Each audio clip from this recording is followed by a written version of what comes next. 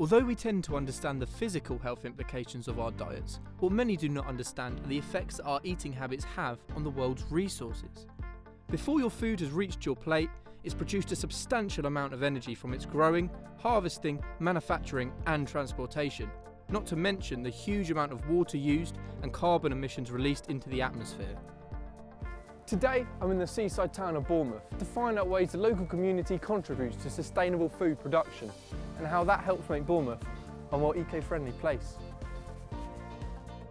Sustainable food considers everything from the supply to the quality of food, which can be grown in the local community, as the allotments I'll be visiting later on demonstrate. I'll also be seeing what the younger generation are doing to live more sustainably, and ways local businesses are reducing their carbon footprint.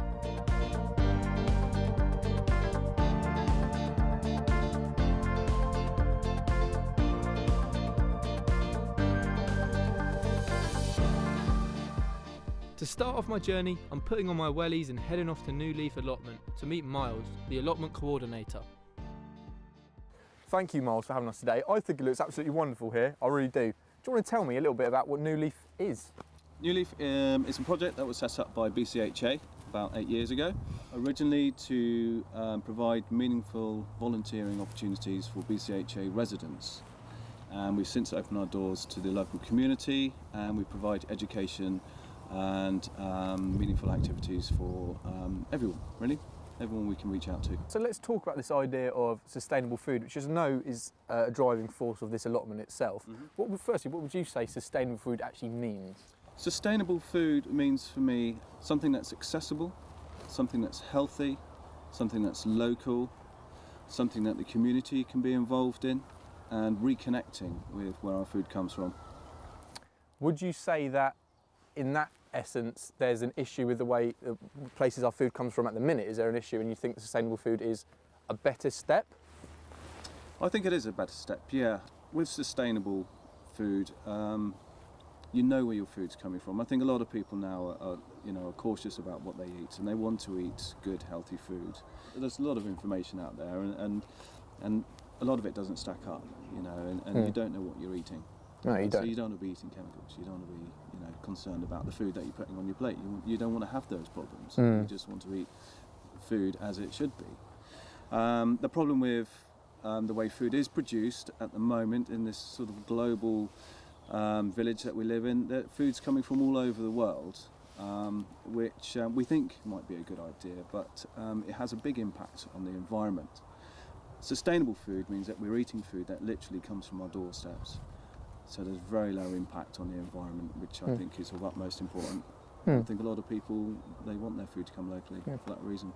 You see a lot more people are more concerned about where their food's coming from. They want to get involved, they want to grow their own. Yeah, I mean, we're fully booked throughout the year because people want to learn how to garden, they want to learn how to produce their own vegetables and fruit. To get more stuck in, I asked Miles to show me what I could do to help out. Give it a shake backwards and forwards. That's great, and then what you've left with there, those lumpy bits, we keep those, tip them into there, that's it, and then these go on the herb garden. So if you carry on with that, do a couple more.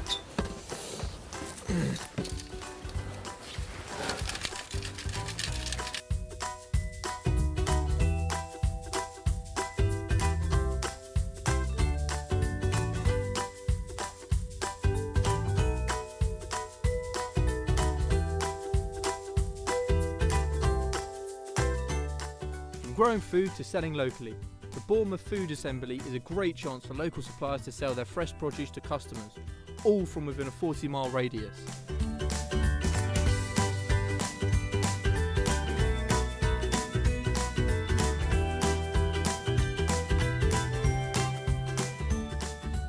Food Assembly is an online platform to enable people to buy locally sourced food. Lots of different producers providing a wide range of things for your larder every week. I got involved in Food Assembly because I got involved in food growing. I got involved in food growing because I was really interested in the environmental impact of the food system and it needs to change. And so I learned to grow food 3 years ago, and now we have a very large greenhouse and a farm and a couple of other growing sites where we produce lots of food for local people. I think there's an aspiration to make things different. I think it's learning new habits and changing the way we've always done things, which is always difficult. People don't like change. We're very comfortable in our surroundings, and Bournemouth is a comfortable town for a lot of people. So even learning new habits like coming to food assembly and buying your food on a Wednesday night and ordering it online on a Monday is a different experience for people. So I think whilst there's aspiration, interest in local sustainability, there's also challenges in people's individual lives to overcome. I really am quite passionate about supporting local producers, people who are obviously using local things to produce the food that I then want to have on my table, but also it's quite green because there's less carbon footprint where things are being delivered from long distances away and so on and so forth. So it's just the whole thing, and I like the idea of knowing where things have come from, and the fact that most of the food that I get from here is organic or free range, or it's ethical, which is really important. We supply to Suka Lounge, which is a Idervic food lounge in Boscombe. I wanted to know more about the local businesses that are involved in this sustainable community within Bournemouth. So I'm headed to the Suka Lounge, a raw vegan cafe who pride themselves on using fresh, organic, fair trade food from local suppliers. We're a vegan cafe. We're predominantly raw, so we're a conscious cafe, so conscious food, health food, and Suka means happiness, ease, bliss. So I like to think that we provide wholesome food, but also a nice ambience to enjoy it in. Veganism supports a sustainable lifestyle by not adding to the carbon footprint that the meat industry and the dairy industry manages to accumulate. The meat industry, I think, is very bad for the environment, considering the amount of traffic, the amount of water that it takes up. So if you're following a plant-based diet and it's locally sourced as well and locally grown, then you're reducing your carbon footprint for a start. It helps support local businesses, local people, and it's self-sufficient.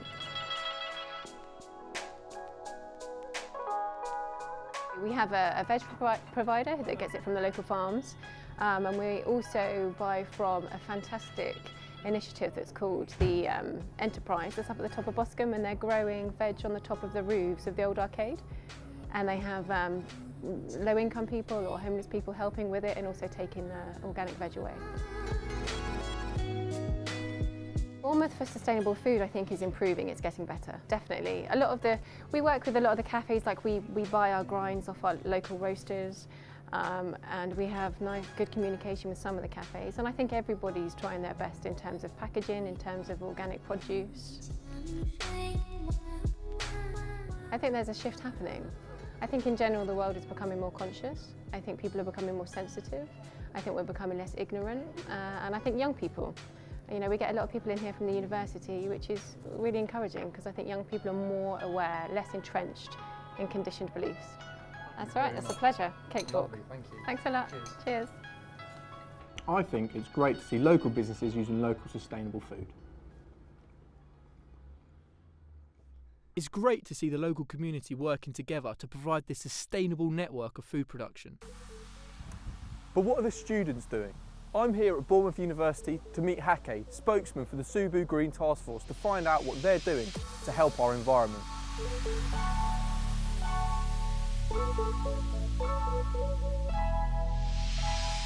Thanks for having us. I'll tell you what, it's great to see students doing something active. What do you do here at the task force? Tell me about it. I work with everything related to ethical foods here, sustainable foods that come from a source that is compassionate and all that. So how do you put that into action? What sort of projects have you been doing? So I'm big on food. I love eating it, love talking about it, but there's a lot more that the Green Task Force is about. One of the things we talk about is our ocean, how important our ocean is. If we don't have an ocean, done. So we work with beach cleans. We're also looking to reduce plastic of all kinds, reusable cups, which is small. It seems small, but there are talks going on up in the university about limiting the number of cups that we use, 67,000 annually. That's the number.